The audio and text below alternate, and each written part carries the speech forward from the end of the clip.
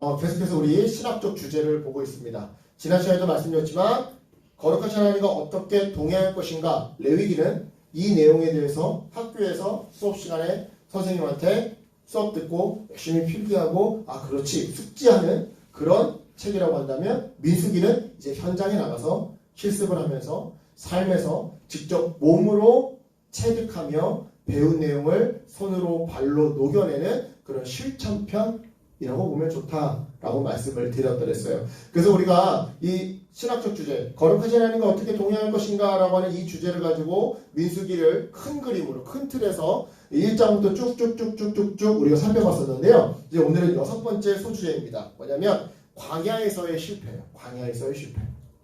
보시면 지금 어떤 사람이 버스를 기다리고 있죠? 광야. 자, 보겠습니다. 민수기 11장부터 25장까지는, 그러니까 민수기 10장까지는 굉장히 순종의 이야기예요. 그러니까 마지막 단돌이라고 해야 될까요?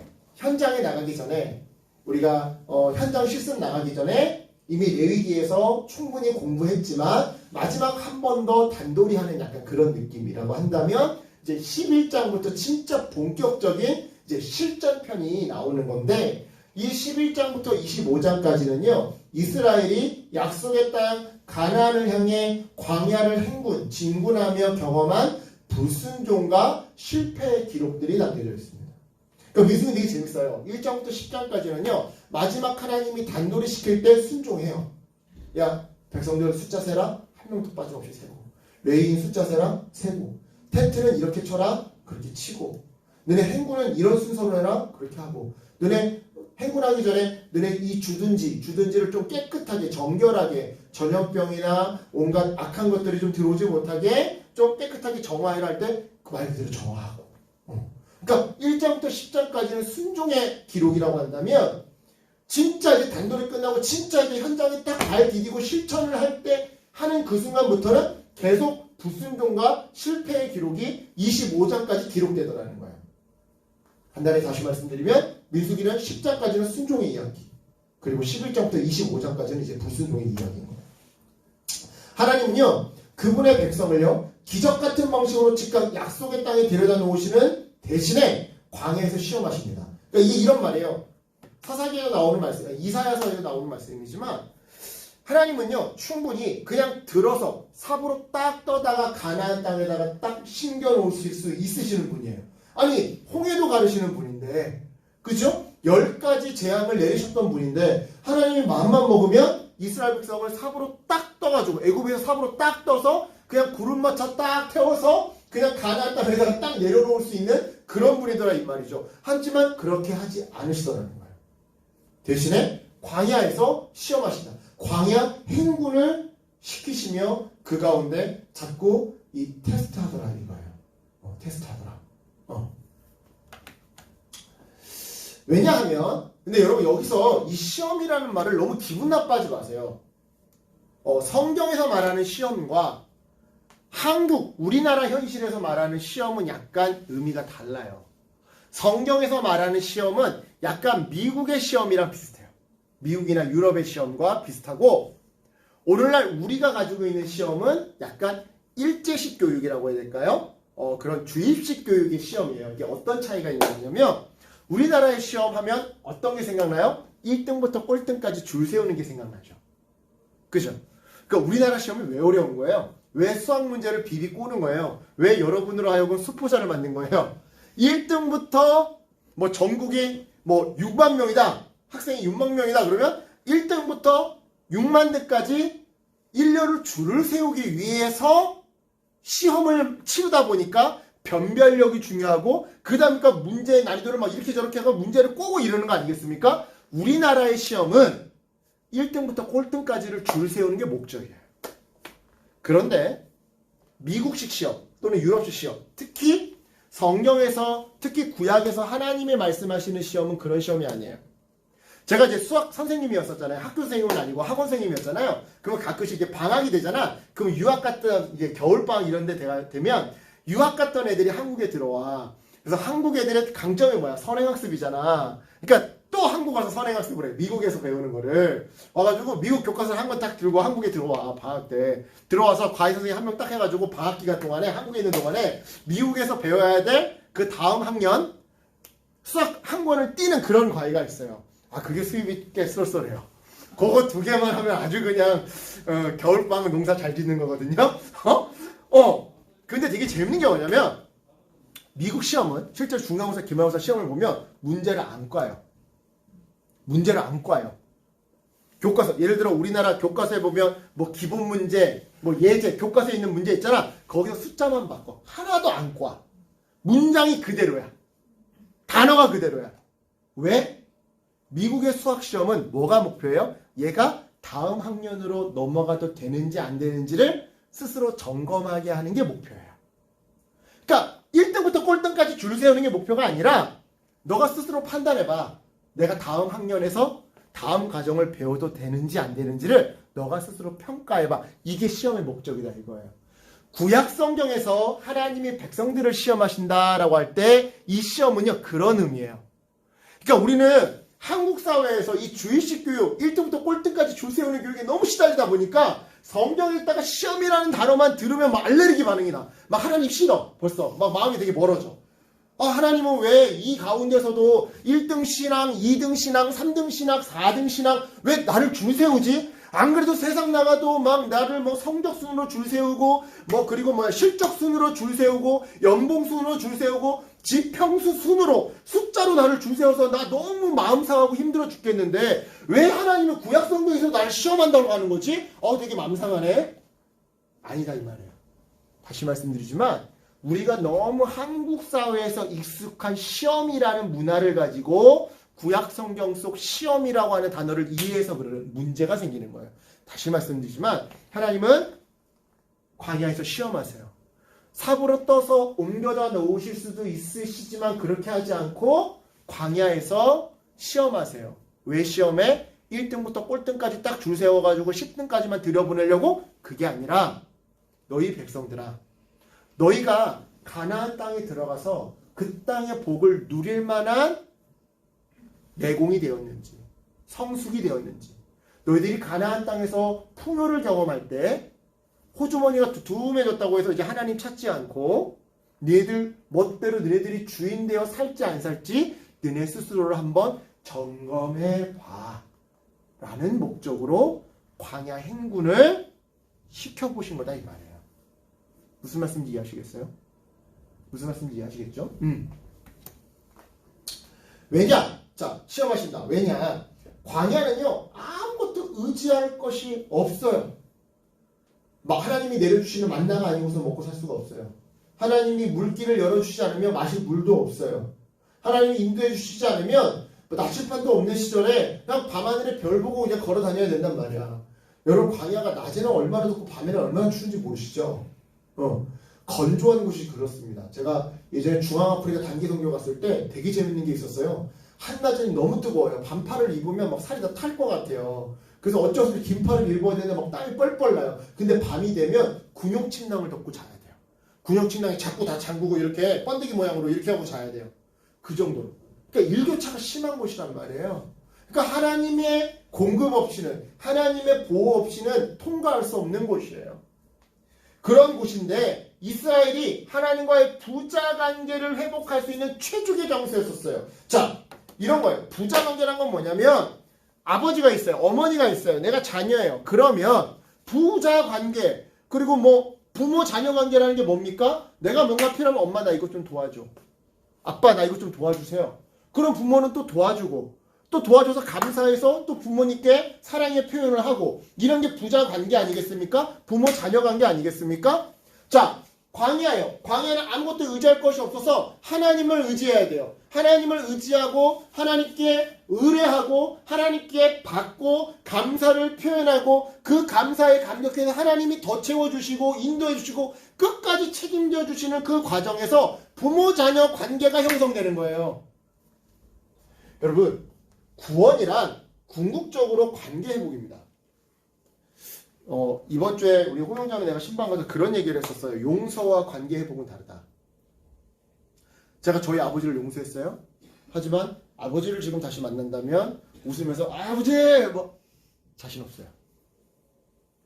무슨 말인지 이해하시겠어요? 용서와 관계 회복은 달라요. 용서와 관계 회복은 달라요. 내가 준우 형제를 미워하는 마음을 멈출 수는 있어요. 그래, 걔도 그때 그럴 수밖에 없었던 사정이 있었겠지. 또는 걔가 자라온 환경상 그렇게 반응할 수밖에 없었겠지 라고 이해하고 더 이상 미워하지 않을 수는 있어요. 하지만 다시 만났을 때 준우야 반갑다. 야, 어떻게 어깨동무하고 이러고 싶지는 않을 거야. 그치? 여러분 용서와 관계 회복은 달라요. 근데 여러분 로마서를 보시면 알겠지만 성경이 말하는 구원은 관계 회복이에요. 창세기 3장, 2장과 3장을 보시면 알겠지만 선악과를 따먹기 전에 사람은 하나님과 완벽한 관계를 누리고 있었어요. 그래서 구원은 관계 회복까지 가야지 구원의 완성인 거예요. 근데 보세요. 만약에 삽으로 딱 떠다가 그냥 가나안에다 갖다 놓으면 이 하나님은 어떤 하나님? 우리를 김구축동 119처럼 구출해 주신 하나님. 근데 so what? 그래서 뭐? 구출해 준 거 감사해. 근데 so what? 우리가 왜 매주 예배해야 되는데? So what? 어쩌라고? 무슨 말씀인지 이해하시겠어요? 구출과 관계 회복은 별개다 이 말이에요. 여러분 구원이랑 궁극적으로 관계 회복입니다. 구출되었다 해서 관계가 뿅 하고 회복되는 건 아니다 이거예요. 나를 구출해준 119 소방 공무원이 감사하긴 하지만 그렇다고 그분하고 어깨동무하고 막 나 돈 필요하다 500원만 빌려주세요 막 이럴 수는 없는 거잖아. 그치? 이해하시겠죠? 그런데 우리가 해야 되는 거는 하나님과의 관계 회복이에요. 그렇기 때문에 하나님께 요청해서 받고 감사하고 기뻐서 더 주시는 그 부모 관계, 부모 자식 관계를 회복하기 위해서는 광야가 필요했던 거예요. 광야가. 여러분 생각을 해보세요. 관계 회복이라는 거는 좋을 때도 있고 나쁠 때도 있는 거야. 그 모든 것이 축적이 돼서 관계가 회복되는 거거든. 아버지랑 늘 좋은 사람이 어딨어. 말 안 들으면 혼나기도 하고 회초를 맞기도 하는 거지. 그런 모든 과정들이 쌓여서 친밀한 신뢰의 관계가 되는 거잖아. 광야가 그런 현장이었던 거야. 이해하시겠죠? 이 광야에서 옛세대, 그러니까 출애굽 1세대는 끊임없이 하나님과 맺은 언약을 배신합니다. 부모 자식 관계를 배신합니다. 깨트립니다. 관계 회복에 실패합니다. 그래서 결국 가나안에 들어가지 못하고 이 출애굽 1세대는 광야에서 멸망하게 되는 것이죠. 자, 이것이 우리에게 주는 인사이트를 한번 생각을 해볼게요. 단어를 제가 이렇게 한번 바꿔볼게요. 자, 민수기 11장부터 25장은요. 우리 성도가 천국으로 또는 내 인생의 어떤 목표 지점이라고 해야 될까요? 목표 지점으로 행군하며 살아나가며 경험하는 불순종과 실패의 기록입니다. 여러분 민수기 11장부터 25장 읽으면서 이스라엘 이 배움만 듣고는 욕하지 마세요. 그 이스라엘이 나야. 십자가에 달려 자기 목숨을 내어주기까지 우리를 사랑하셨지만 늘 아쉬울 때만 주님 용서. 내가 여러분 설교 때 많이 얘기했을 텐데 내가 중고등학교 때 가장 많이 했던 기도 시험 때 딱 선생님이 시험지에 나가주면 주님 지난 2개월 동안 한 학기 동안 내가 예배 빠지고 기도 안 하고 회개합니다. 이번만 봐주시면 이번 시험만 잘 보게 해주시면 내가 다시는 예배 안 빠지고 내가 그걸 초등학교, 중학교, 고등학교 매 중간 기말고사 때마다 매번 기도를 했어. 그 얘기는 매번 안 지켰다는 얘기지. 여러분 이스라엘 보면서 너무 욕하지 마세요. 그게 나야. 천국으로 진군하며 경험하는 불순종과 실패의 기록. 하나님은요 그분의 백성을 우리를 기적 같은 방식으로 바로 즉각 천국 하늘나라로 옮겨다 놓으실 수 있는 분이에요. 그런데 그러는 대신에 어떻게 한다? 인생 이 땅을 살아가게 하십니다. 생각을 해봐요. 나 예수 믿고 구원받아서 바로 천국 가면 얼마나 좋겠어. 슬픔도 없잖아. 아픔도 없잖아. 고통도 없잖아. 거기서 막 진짜 뭐 천국 가면 뭐 돈도 필요 없대. 돈으로 가는 나라가 아니고 믿음으로 가는 나라라며. 이 땅은 돈 있어야 들어갈 수 있는 곳이 많고 돈 있어야 영화 볼 수 있고 돈 있어야 여행 갈 수 있고 돈 있어야 들어갈 수 있는 건 너무 많은데 천국은 안 그렇다면 얼마나 좋아. 얼마나 좋아. 이 땅에 가면 계속 수고롭게 시험 봐야 되고 수고롭게 공부해야 되고 막 취업하고 그래야 되는데 하늘나라 가면 취업이 없어. 하늘나라 가면 중간고사 기말고사 없어. 얼마나 좋아. 그러니까 나 예수 딱 믿는 순간부터 그냥 하나님 나라로 그냥 삽으로 딱 떠가지고 딱 구름마차 타고 올라가면 좋은데 안 그런다 이 말이지. 대신에 인생, 이 땅을 살아가게 하다는 거예요. 이 땅을 살면 너무 힘들어. 내 노후를 위해서 돈을 벌어야 돼. 어쩔 수 없이. 나 나중에 나이 먹고 할아버지 되면 너 어떻게 먹고 살 거야? 보험이라도 넣고 적금이라도 넣어야지. 그러면 일이라도 해야지. 근데 일자리 좀 취업이 어렵잖아. 또 쉽지가 않아. 그렇다고 또 아무 일이나 하고 싶지도 않아. 내 적성에 맞는 걸 해야 돼. 근데 내 적성 찾기도 쉽지 않아. 이놈의 학교는 내 적성을 찾아주는 게 아니라 1점부터 꼴까지 줄만 세워. 이 땅이 얼마나 힘들어. 그죠? 인생에서 시험하시더라. 근데 왜냐? 왜 시험하시냐? 인생은 의지할 곳이 없어요. 물론 이제 결혼을 하면 뭐 배우자가 생겨서 배우자를 의지한다. 배우자가 먼저 떠나면 의지할 곳이 없어요. 진짜로. 배우자는 그것도 사이가 좋을 때지. 여러분 차라리 아예 결혼을 안 하는 게 나을 법하다라고 하는 상황이 어떤 상황이냐면 같이 붙어있는데 맨날 지지고 볶고 싸우는 그런 상황이에요. 그러니까 차라리 혼자면 그래 내가 혼자니까 외로운 거지 이러는데 누가 내 옆에 같이 있어. 근데 외로워. 이게 더 지옥 같은 거거든. 어떤 의미에서 인생은요 의지할 게 없어요. 돈이 건불이라고 돈이 천년만년 가는 것도 아니고 나중에 뭐 돈 없으면 내가 또 일하면 되지. 여러분 건강이 천년만년 아니에요. 내 사랑하는 사람의 수명이 천년만년 아니에요. 내 건강이 내 사랑하는 사람의 건강이 천년만년 그거 아니라고요. 의지할 곳이 없어요. 그래서 정말 하나님만 전적으로 의지하는 곳으로서 성도는요 하나님과의 부자관계를 이 인생을 통해서 경험하는 거예요. 인생을 살다가 때때로 힘들면 하나님 아버지 채워주세요. 도와주세요. 내가 막다른 골목에 섰습니다. 내가 잘했다는 거 아니에요. 나 잘못한 거 알아요. 그런데 제발 이번 한 번만 도와주세요. 속명생 치고 하나님 아버지 사랑하는 아버지시기 때문에 도와주세요. 나 감사해요. 감사해서 하나님 내가 평생 하나님 아버지한테 잘할게요. 매주 예배하고 하나님 말씀대로 살아요. 그럼 하나님 기뻐서 더 부어주실 때도 있어요. 때로 내가 실수하고 넘어지면 해처리 될 때도 있어요. 이렇게 인생을 살면서 우리는 하나님 아버지와 부모 자녀 관계를 회복해 간다 이 말이에요. 이 인생에서 우리의 옛사람, 출애굽 1세대, 옛세대, 그러니까 우리의 옛사람, 예수님 믿기 이전의 내 모습, 예수님 알기 이전의 내 모습, 이 옛사람은 끊임없이 하나님과 맺은 언약을 배신합니다. 관계회복에 실패해요. 내가 주인 되어 살던 삶은 끊임없이 하나님을 멀리하고 하나님과의 관계에서 실패해요. 그래서 결국 가나안에 있어하지 못하고 광야에서 멸망하게 되는 거죠. 뭐가? 나의 옛사람. 이렇게 적용할 수 있어요. 따라서 여러분 광야로 상징되는 인생은요 고통의 현장만 되는 것이 아닙니다. 동시에 우리의 옛사람, 성경 속에서는 옛세대, 출애굽 1세대 또는 신약 성경에는 겉사람이라고 얘기를 해요. 자, 이게 다 비슷한 표현이에요. 뭘 의미하는 거예요? 불순종하는 자. 예수를 영접하기 전에 불순종, 내가 주인 되어 살던 내 자아를 의미하는 성경적 표현들이 옛사람 또는 옛세대 또는 겉사람 이런 표현들이에요. 이게 점점 죽어지고 고난을 통해서 새사람, 새세대, 속사람, 즉 순종하는 자아가 더욱 성장, 성숙하더라는 거예요. 어디를 통해서? 인생을 통해서. 그래서 인생은 단순히 고통의 현장만 되는 것이 아니라 동시에 나를 연단하는 연단의 현장이자 이 연단의 결과를 보며 감사하는 감사의 현장이 되기도 하더라는 거예요. 자, 여러분 그거 목사님의 어떤 카더라 아닙니까? 아니에요. 고린도후서 4장 6절 말씀. 그러므로 우리가 낙심하지 아니하노니 인생이 고달퍼요. 고난의 연속이에요. 그러나 그렇다고 해서 낙심하지 않아요. 왜요? 우리의 겉사람은 그 고난을 통해 점점 낡아지지만 우리의 속사람은 날로 새로워진다. 날로 성숙해진다. 인생이 평탄할 때는 하나님 의지할 줄 몰랐어요. 하나님이 얼마나 내 인생이 필요하겠어 몰랐어요.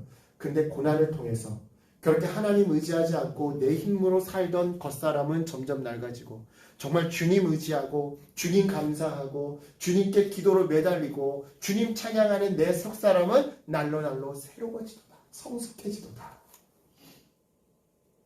그래서 말씀드리는 거예요. 인생은 고통이에요. 전 누구보다 자신 있게 인생은 고통이라고 얘기할 수 있어요. 나 어렸을 때 달동네에 살았다니까? 정말 가난하게 살았고 정말 이렇게 살았어. 우리 어머니 아버지 막 UFC 선수야, 막 서로 막 UFC 선수야. 장난 아니야. 우리 아버지 유니세프야.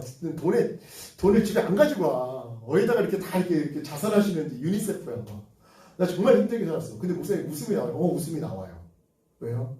인생 고통의 현장이지만 동시에 내 겉사람은 낡아지지만 속사람은 날로 단단해져요. 삶의 현장이에요. 감사의 현장, 연단의 현장. 그래서 지난 날을 용서할 수 있는 관계 회복까지는 모르겠지만 동시에 인생을 살아가는 여러분 일상의 현장에서 성도는요 늘 하나님의 말씀에 순종해야 합니다. 그래서 하나님이 성도 개개인에 주신 유업과 모든 성도에게 주신 유업에 바로 그 순종함을 통해 한 걸음 한 걸음 다가가야 함을 깊게 새겨야 하는 겁니다. 말이 좀 어려운데 쉽게 얘기해서 이런 거예요. 저마다에게 주신 인생의 비전이 있겠죠. 인생의 목표점이 있겠죠. 거기로 도달함에 있어서 또는 우리 모두에게 공통적으로 주신 인생의 목표점이 있겠죠. 목적지가 있겠죠. 천국. 거기에 도달함에 있어서 뭐가 키포인트다? 뭐가 원동력이다? 뭐가 밑거름이다? 순종. 하나님의 말씀에 순종하며 살아가는 것. 하나님의 말씀에 순종하며 살아갈 때 내 인생의 목적지, 개개인에게 주어진 그 목적지에 도달할 수 있고 모든 믿는 성도에게 공통적으로 주어진 그 천국에 도달할 수 있다 이 말이에요. 정리해보자면 여러분 똑같은 물을 마셔도 뱀은 독을 만들어내는 반면에 소는 우유를 만들어냅니다. 마찬가지로 인생을 살다가 똑같은 고난을 겪어도 강팍해지는 사람이 있는 반면에 성숙해지는 사람이 있습니다. 제가 참 정말 존경하는 목사님 김병년 목사님이라고 아내가 식물인간이에요. 몇십 년째 그 아내를 집에서 그 왜 중증 장애 환자 보는 그 침대가 있어요. 이렇게 세워지고 막 이렇게 굴러가는 그 침대. 그 침대에 뭐 이런 막 의료기구 해가지고 집에서 그걸 돌봐요. 애가 셋이야. 셋째 아이를 낳고 얼마 안 돼서 사모님이 식물인간이 되신 거거든. 그러니까 그 순간부터 육아와 목회와 애들 모든 학교 뒷바라지 이런 것들을 본인이 다 합니다. 식물인간. 내 이분의 설교 중에 정말 울면서 들었던 설교가 뭐냐면 사랑은 수용하는 겁니다. 자기 아내가 식물인간이 될 때 내 사랑하잖아. 그러면 식물인간이 된 내 아내의 삶을 수용하는 거예요. 이분 뭐 물론 똑똑하신 분이지만 말을 되게 쉽게 하세요. 되게 보이면 되게 동네 아이처럼 생겼잖아. 실제로도 그래. 부흥회라고 설교하러 오셨는데 그냥 막 청바지 입고 털리털라 오셨어. 근데 1시간 일찍 도착하셨어. 근데 피곤하셨나봐. 대중교통으로 오셔서 피곤하셨나봐. 잠깐 한숨 자겠다고 저쪽 방에 양말 입고 이러고 주무시는데 너무 웃긴 거야. 이거 강상수님이 아니야. 근데 설교를 하시는데 여기가 정말 기쁘신 분이에요. 근데 웃어. 설교 내내 웃어. 웃겨. 사람은 웃기는데 다 울면서 웃고 있어 사람들이. 다시 말씀드립니다. 똑같은 고난을 겪어도 강팍해지는 사람이 있는 반면에 성숙해지는 사람도 있어요. 여러분에게 묻겠습니다. 여러분은 뱀입니까? 소입니까? 여러분 현재 인생은 다 고난이거든요. 다 힘들어요. 여기서 막 웃고 살아서 그러는 거지 다 저마다 말 못하는 기도 제목도 다 있거든요. 여러분 현재 강팍해지는 과정 가운데 있으십니까? 아니면 성숙해져가는 과정 속에 있으십니까? 여러분 파도 없는 바다가 없듯이 고난 없는 인생은 없습니다. 인생은 그 자체로 광야입니다. 따라서 주님의 공급을 전적으로 신뢰해야 통과할 수 있는 그 광야처럼 우리 인생도 주님의 공급을 전적으로 신뢰해야 통과할 수 있습니다. 바로 이 주님을 향한 전적인 신뢰, 하나님이 채워주실 것을 믿습니다. 하나님이 도와주실 것을 믿습니다. 이 고난의 끝에 하나님께서 내게 주실 열매가 있는 줄 내가 믿습니다라고 하는 이 전적인 신뢰를 가진 자가 똑같은 물을 먹어도 불평과 욕망을 품는 뱀이 아니라 감사와 성숙을 품는 소가 되는 거예요. 따라서 여러분 응원합니다. 여러분 주님을 전적으로 신뢰하세요. 힘들면 힘들수록 더 그러니까 더 주님을 신뢰하고 의지하세요. 하나님 앞에서 기도로 우시고요. 하나님 앞에서 신뢰의 말을 내뱉으세요. 하나님 실망했어요 라는 말보다, 물론 처음에는 그거 할 수 있어. 근데 뒤에 가서는 하나님 믿습니다. 주님께서 반드시 갚아주실 것을 믿습니다. 어떠한 형식으로든 내가 A를 손해봤을 때 꼭 A가 아니라 B라 할지라도 C라 할지라도 하나님 채워주실 걸 믿습니다. 전적으로 신뢰하시기 바랍니다. 그래야 험난한 인생이 상처투성이가 아닌 성숙의 밑거름, 행복의 원동력이 될 겁니다. 우리 한 가지만 더 보고 마치도록 하겠습니다. 자, 7번째 소주제예요. 출애굽 1세대의 실패와 심판인데요. 자, 보겠습니다. 출애굽 1세대는요, 이미 출애굽기 32장에서 황금 송아지 우상을 숭배함으로써 하나님과 맺은 언약을 배신한 전력이 있어요. 자, 다시 한번 설명할게요. 언약은 뭐라고요? 쌍방이 약속을 맺었어요. 하나님은 이스라엘에게 뭐? 땅과 자손. 백성은 하나님한테 뭘 약속했어요? 순종, 믿음을 약속했어요. 그런데 이렇게만 보자면 계약인데, 이 계약을 계약이라고 안 하고 언약이라고 부르는 이유는 뭐라고요? 만약에 하나님이 실수해서 이 약속이 파기됐어? 그럼 하나님이 책임지셔. 사람이 실수해서 사람이 순종하지 않고 믿지 않아서 이 약속이 파기됐어? 그러면 사람이 책임져야 하는 게 계약인데, 그게 아니라 이것마저도 하나님이 계속 짊어지고 독생자들 예수 그리스도의 목숨을 줘가면서까지도 끝까지 끌고서는, 야 이놈아 네가 나도 나는 너 안 놓는다 하면서도 끝까지 이 약속을 지켜 끌고 가는 게 계약이 아니라 언약이다 라고 제가 말씀드렸었죠. 이 언약을 한번 배신한 전력이 있었어요. 황금송아지 사건을 통해서. 이때 그들은요, 모세의 생명을 건 헌신적 중재로, 주님 쟤네들 용서 안 해주면, 이스라엘 백성 용서 안 해주면 나 생명책에서 지워버리세요. 진짜로 출애굽기 읽어보세요. 제가 정말 성경에 많은 위대한 기도들이 나오지만 정말 감동적인 기도 2개가 로마서에서 바울이 했던 기도. 주여, 내 유대인들의 구원을 위해서라면 내가 하나님께부터 끊어져도 좋습니다. 똑같이 모세도 주님, 이스라엘 백성들 저 사람들 용서 안 해주실 거면 나 생명책에서 지워주시옵소서. 제가 제일 감동적인 기도라고 생각하는데, 그 헌신적인 기도로 하나님의 언약적 저주와 심판을 가까스로 모면하였더랬습니다. 여담이지만 여러분 이렇게 기도할 수 있어요?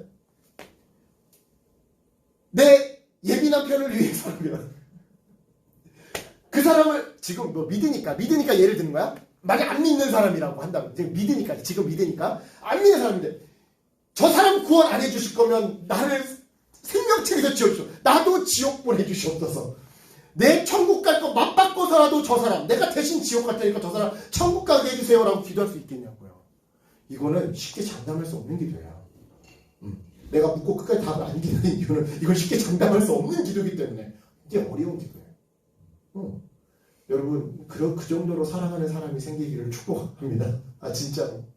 그 정도로 사랑하는, 그게 꼭 뭐 배우자가 아니라 하더라도, 친구라 할지라도, 가족이라 할지라도, 하나님, 저 사람의 구원을 위해서라면 내 천국행 티켓을 맞바꿔도 좋습니다 라고 기도할 정도로 사랑하는 누군가가 생기시기를 주님으로 축복합니다. 어쨌든 자, 모세의 이 기도로 하나님의 그 저주와 심판을 모면할 수 있었어요. 출애굽기 황금송아지 사건에서. 하지만 민수기 11장 이후 광야 여정에서 이스라엘은요, 그들의 이 죄악된 본성을 숨기지 못하고 계속해서 범죄합니다. 그리고 그때마다 하나님은 번제한 이스라엘에게 회초리를 드시죠. 자, 그다음에 좀 세부 내용을 볼게요. 이런 식이에요. 악한 말로 원망했더니 불로 진영 끝을 태우고, 음식 문제로 불편했더니 이스라엘을 치시고, 미리암이 모세의 2번째 아내 막 블라블라블라 했더니 미리암에게 나병에 걸리게 하시고, 막 이런 일들. 그러니까 백성들이 불순종할 때마다 하나님은 이렇게 징계를 하셨던 거예요.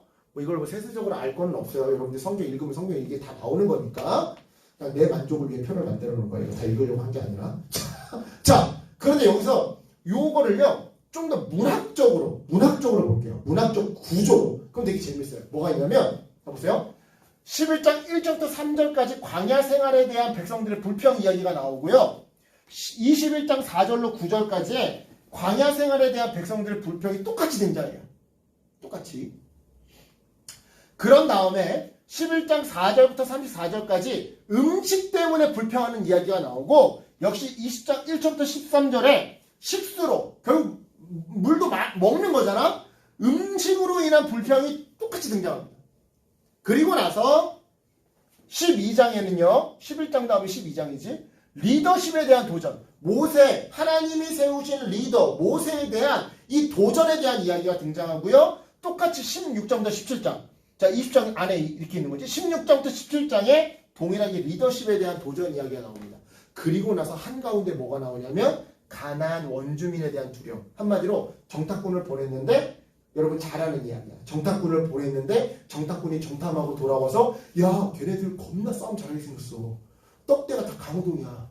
붙으면 우리 죽어. 우리 뼈도 못 죽여. 걔네들 앞에 우리 메뚜기야. 하나님 우리 죽이려고 거기 땅 보내시려는 거야. 알고 봤더니 하나님 사기꾼이었어. 우리 그 땅 가면 다 죽어. 싸우고 있어. 제대로 싸우지 못하고 다 마주 죽어. 그래서 불평하는 그 이야기가 한가운데 위치해요. 문학적으로 보면. 그러니까 그만큼 이 이야기가 하이라이트라는 거죠. 민수기서에 있어서 가장 문학적으로 이 구조적으로 한가운데 위치하는 가장 중요한 이야기가 뭐다? 바로 정탐꾼들로 인한 백성들의 악평, 불평 이야기예요. 자 보겠습니다. 민수기 11장부터 25장에 나온 여러 불순종과 달리요. 아까 전에 한가운데 등장했던 그 정탐꾼들과 백성들의 불평 이야기에 소개된 이 악의 참 보고는요. 출애굽 1세대가 약속의 땅 가나안에 못 들어가게 하는 광야에서 모두 죽게 만드는 그런 결정적인 역할을 하게 됩니다. 견인차 역할을 하게 돼요. 이 사건이 결정타예요. 그러니까 다른 거는 잘못했을 때 그냥 한 대 맞고 끝. 이제 더 이상 그거 좀 뭐라고 안 할게. 또 잘못하면 자 너 이거 잘못한 거 가지고만 회초리하고 끝 이랬는데 요 사건 가나안 정탐꾼들이 불평하고 백성들이 선동돼가지고 같이 불평했던 그 사건만큼은 그냥 회초리대고 끝내시는 게 아니라 야 너네 불평했던 1세대들 다 가나안 땅 못 들어가 라고 할 정도의 큰 징계를 받았다 이 말이에요. 수위가 남달랐다 이 말이에요.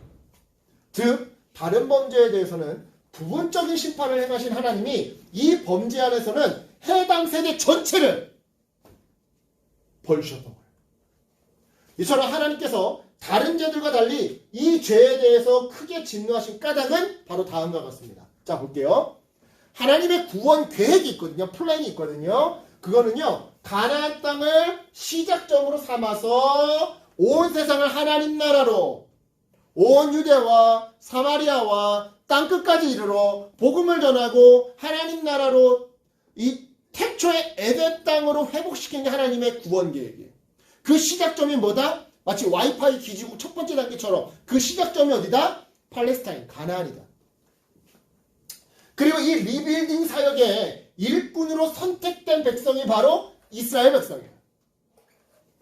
따라서 하나님은요 이미 이전부터 가나안 주민들과의 싸움에 대비해서 그 싸움에서 승리하도록 야 여기가 전초기지가 될 건데 가장 중심기지가 될 건데 너네가 일단 가서 좀 싸워야 되거든. 그거를 그 싸움에서 승리하도록 하나님이 먼저 나가 싸우시다. 야 그런데 너네가 싸우게 내가 먼저 나가 싸울게. 내가 먼저 얘네들한테 겁을 심어놔줄게. 야 이스라엘 백성 싸움 겁나 잘한데 애국도 탈출했대. 내가 겁을 심어놔주고 걔네들 좀 오아지도록 내가 흔들어 놓을게 라고 약속하셨더랬다 이 말이에요. 하지만 정탐꾼들의 악평과 그것에 동조된 선동된 백성들의 원망은요 하나님의 약속을 신뢰하지 못하는 불신의 결과였어요. 하나님 분명 야 내가 먼저 가서 다 내가 오합지로 만들어니까 겁먹지 마. 너네가 싸워서 이길 수 있어. 그랬는데 정탐꾼들이 딱 보고 오더니만 야 하나님 개뽕이야. 내가 봤더니 걔네 다 가고동이야. 우리 가면 잽 한번 날리기도 전에 맞아 죽어. 우리 죽어. 하나님 사실은 우리 애굽에서 탈출시켜준 거 사실은 가나안 땅에서 개죽당하라고 우리 탈출시킨 거야. 여기 백성들이 다 선동돼. 그러니까 하나님의 말씀을 불신한 결과였다 이 말이에요. 결과적으로는 하나님의 구원 계획을 망치게 하는 크나큰 위험 요소였어요. 다시 말씀드리지만 하나님의 구원 계획은 뭐다? 온 세상을 에덴으로 회복할 건데 그 시작점이 어디다? 가나안 땅. 여기를 시작으로 이스라엘 백성을 통해서 에덴이 확장되도록 하나님 나라가 회복되어 가도록 하는 게 이게 하나님의 플랜인데 이렇게 돼버리면 이거 성취 못하는 거잖아. 그렇죠? 자, 그래서 하나님은요, 그 어느 때보다 크게 심판했던 겁니다. 온 인류를 향한 하나님의 구원 계획이 다 빠그라질 상황에 놓여 있었기 때문에 하나님은 그 어느 때보다 크게 심판하셨던 거다 이 말이에요. 여기서 인사이트가 있습니다. 두 가지가 있는데 먼저 첫 번째, 여러분 내게 주신 하나님의 약속을 불신하지 마시기 바랍니다. 물론 객관적이고 과학적인 관점에서 불가능해 보이는 미션도 있어요. 가령 구한말 서양 선교사들이 한국에 와서 복음을 전할 때 이거는 전 세계 어느 나라 사람들이 봐도 실패할 일이었었어요. 실패할 일이었어요.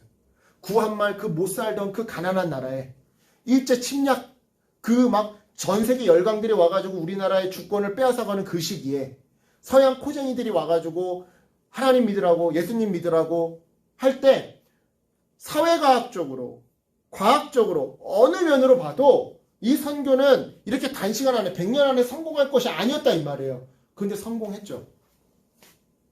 그죠? 또 한 가지 얘기해. 내가 신학한다 했을 때 여기서 내가 나. 여러분 전 대학교 때요.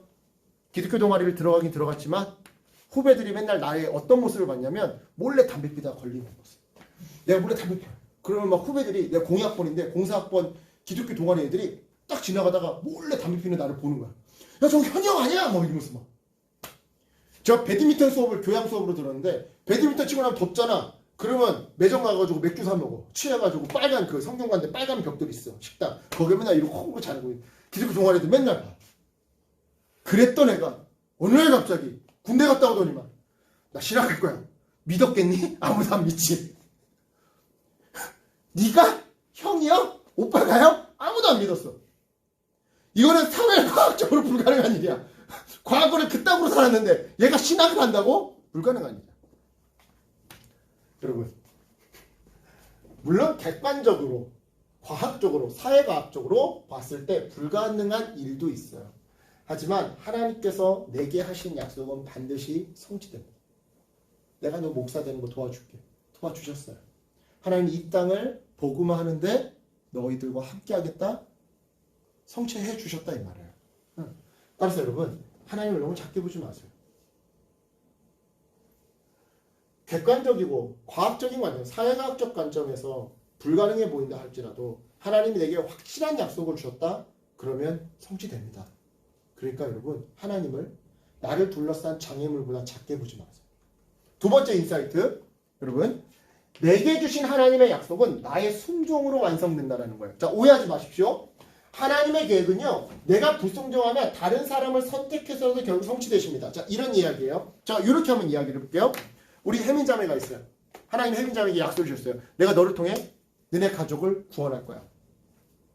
그러면 혜민자매 입장에서도 순종해야 될 부분이 있어.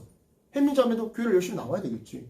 성경 공부 열심히 받고 내가 복음에 대해서 잘 알아야 되겠지. 또 그리고 내가 복음으로서 모범이 되는 삶을 살아야 되겠지.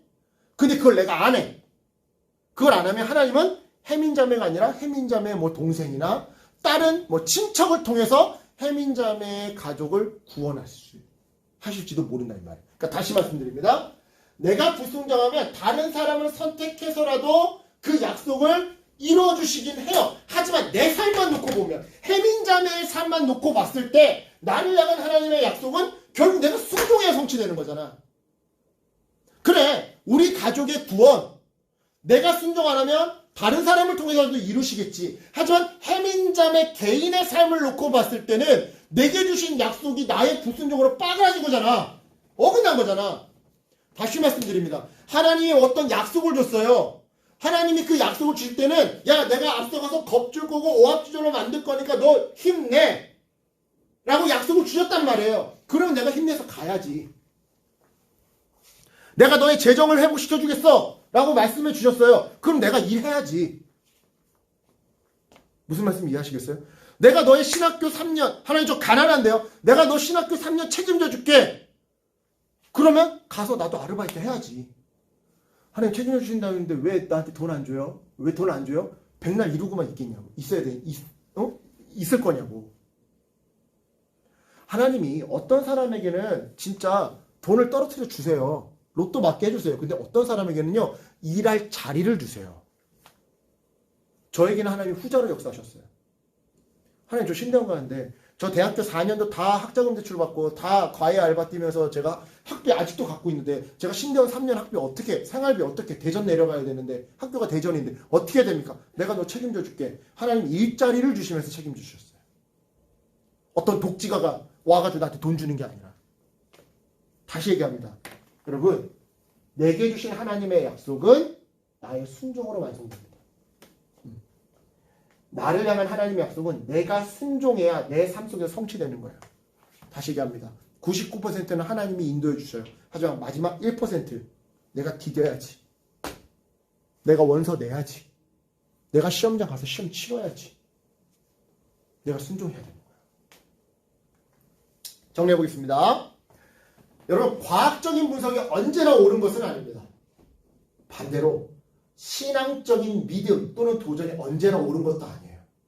때로는 병원 가면 금방 나을 거 기도로 고쳐보겠다고 했다가 더 망가지는 경우가 있고요. 때로는 병원에서도 못 고친 거 기도원에서 고치는 경우도 있어요. 네. 그러니까 여러분 어느 것과 전적으로 딱 이렇게 막 이분법을 빠지면 안 되는 거예요. 상황과 때에 따라 과학적 분석과 신앙적 도전 중에 병원 갈래 기도원 갈래 이 둘 중에 최선의 것을 선택하는 것 또는 조율하고 타협하는 것 이게 어떤 의미에서는 하나님이 주시는 신적인 지혜예요. 어느 정도로 할래? 이게 신적인 지혜예요. 근데 여기서 이 민숙에서 얘기하는 중요한 핵심은 뭐냐면 때때로 합리적인 판단을 뛰어넘는 믿음의 도전이 존재한다는 사실이에요. 여러분 가나안 정탐을 갔던 12명의 정탐꾼들은요 차기 리더들이에요. 그 지파에서 가장 싸움 잘하고 가장 지능이 높고 가장 눈썰미가 좋고 가장 전투 능력이 좋은 엘리트들이었다 이 말이에요. 그 사람들이 갔다 와서 10명이 야 쟤네 다 강호동이야 우리 싸우면 져 라고 하는 말은 여러분 불순종의 말이긴 하겠지만 과학적으로는 굉장히 옳은 말이에요. 다시 말씀드리지만 걔네들은 12지파의 차기 리더예요. 가장 싸움 잘하고 가장 똑똑한 애들이다 이 말이에요. 걔네들의 정탐꾼 바보를 정탐꾼으로 보내는 사람은 없잖아. 안 그래? 야 너네 비밀 뭐야? 비밀 이거 다 다만 그런 애들 정탐꾼 보내는 거 아니잖아. 훈련 잘 된 애들 보내잖아. 그런 애들이 가서 10명이 우리 가면 죽어요 라고 하는 말은 과학적으로 합리적인 말이라고. 무슨 말씀인지 아시겠어요? 그런데 민숙에서 얘기하는 것은 때때로는 그 합리적인 판단을 뛰어넘는 믿음의 도전이 존재하더라는 거예요.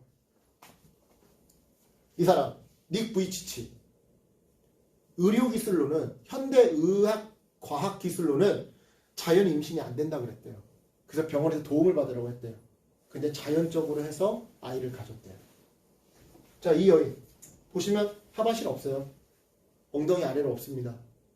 근데 모든 것이 가능하다. 주님 안에서 누리는 한계 없는 삶. 다시 말씀드립니다. 언제나 과학이 옳다.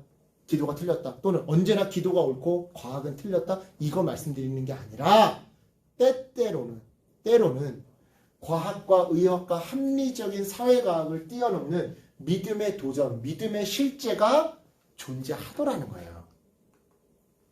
특별히 하나님이 분명하게 여러분에게 약속하셨다.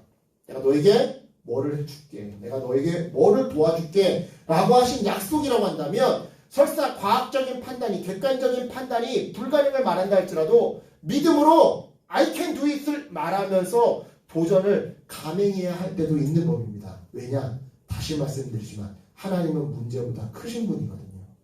따라서 여러분 하나님의 크심을 믿고 도전하시기 바랍니다. 아니 하나님이 내게 주신 약속의 마지막 한 발 내딛는 그 순종을 하시기 바랍니다. 내가 순종해야 나를 향한 하나님의 약속이 최종적으로 이루어지는 법이에요. 명심하시기 바랍니다. 가자! 영화죠? 타짜 영화죠? 민수기는 계속해서 하나님이 먼저 설계를 다 해놓고 밑작업을 다 해놨으니까 너는 일단 믿고 들어와서 최선을 다해 배팅을 해! 라고 얘기하는 거예요. 가자! 여러분 이 말을 좀 오늘 막 내용들이 너무 뭐 용어들이 어렵고 내용이 어려웠어요. 그러면 요것만 기억하세요. 타짜. 하나님이 다 판 설계해놨어. 하나님이 설계자야. 다 설계해놓고 밑작업 다 해놨고 약발 다 먹여놨어. 이제 내가 가서 가자 하면 돼. 배트하면 된다고. 이게 있어야 여러분 삶이 성취됩니다. 여러분 하나님이 나에게 어떤 약속을 주시는지 기도로 물어보시고 말씀으로 찾아보세요. 기도하고 말씀 읽는 가운데 하나님이 여러분에게만 주시는, 나에게만 주시는, 개개인에게 주시는 각자의 약속이 있습니다. 그 약속을 받으셨다면 그 약속을 전적으로 신뢰하시고 달려가시기 바랍니다. 그 끝에 반드시 열매가 있습니다. 설사 주변에서 야 객관적으로도 이건 아니야 라고 할지라도 내가 정말 하나님께 확실하게 약속받았다면, 성경을 통해, 말씀을 통해, 기도를 통해 확실하게 약속을 받았다면 믿고 배팅하십시오. 주님의 응답이 여러분과 함께할 것입니다. 기도하겠습니다. 주님, 오늘도 부족한